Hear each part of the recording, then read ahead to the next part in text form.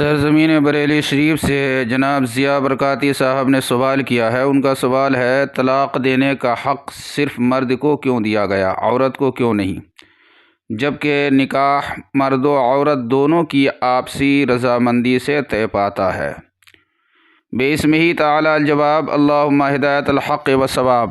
واضح رہے کہ قرآن کریم اور احادیث مبارکہ سے یہ بات وضاحت کے ساتھ ثابت ہے کہ شریعت اسلامی میں طلاق کا اختیار اللہ تعالیٰ نے صرف مرد کو دیا ہے۔ حالانکہ نکاح مرد اور عورت دونوں کی رضامندی سے منعقد ہوتا ہے، لیکن طلاق کے ذریعہ نکاح کے ختم کرنے کا اختیار صرف مرد کو ہے، عورت کا اس میں کوئی اختیار نہیں۔ یہ فیصلہ علماء کرام نے نہیں کیا، بلکہ یہ اللہ اور اس کے رسول صلی اللہ علیہ وسلم کا فیصلہ ہے، اور مسلمان ہونے کی حیثیت سے ہمارا یہ عقیدہ ہے کہ اللہ تعالیٰ کے تمام احکامات حکمت والے ہیں، اور انہی احکامات میں لوگوں کا فائدہ ہے، اور انہی احکامات کے ذریعے ایک مثالی معاشرہ وجود میں آ سکتا ہے، چاہے انسانوں کو ان احکامات کی حکمت سمجھ آئے یا نہ آئے۔ لہٰذا سائل کو چاہیے کہ وہ اول اس بات کو خوب سمجھ لے کہ طلاق کا اختیار اللہ تعالیٰ نے صرف مرد کو دیا ہے، اور یہ کوئی اجتہادی اور اختلافی مسئلہ نہیں، بلکہ پوری امت کا اس پر اجماع اور اتفاق ہے، اس میں علماء کا کوئی اختیار نہیں ہے۔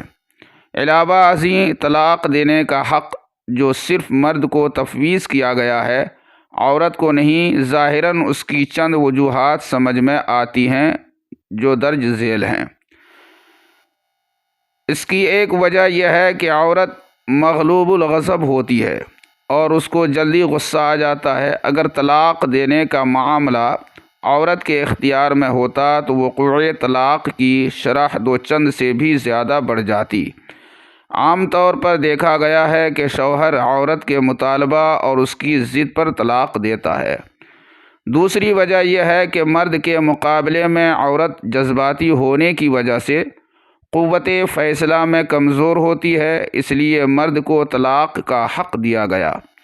طلاق کا معاملہ مرد کے اختیار میں دینے کی تیسری وجہ یہ ہے کہ چونکہ مرد اپنا مال خرچ کر کے حقوق زوجیت حاصل کرتا ہے، اس لیے ان حقوق سے دستبردار ہونے کا اختیار بھی اسی کو دیا گیا ہے، اور ظاہر ہے کہ جو شخص اپنا روپیہ خرچ کر کے کوئی چیز حاصل کرتا ہے، وہ اس چیز کو آخری حد تک رکھنے کی کوشش کرتا ہے، اور صرف اس وقت اس چیز کو چھوڑتا ہے جب اس کو چھوڑنے کے سوا اور کوئی چارہ باقی نہ رہے۔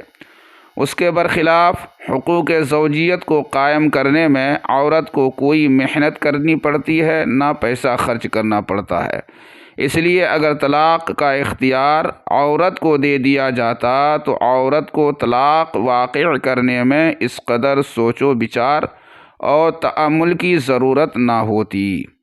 اور ایک اہم وجہ یہ بھی سمجھ میں آتی ہے کہ اگر طلاق کا اختیار عورت کو بھی دیا جاتا تو نکاح ازدواجی زندگی کا سبب نہیں بلکہ تماشا اور تجارت بن کر رہ جاتا، بئی طور کہ مثلاً ہندہ آج زید سے نکاح کرتی، مہر حاصل کر کے زید کو طلاق دے کر بکر سے نکاح کر لیتی، پھر اس سے مہر حاصل کر کے بکر کو طلاق دے دیتی اور خالد سے نکاح کر لیتی۔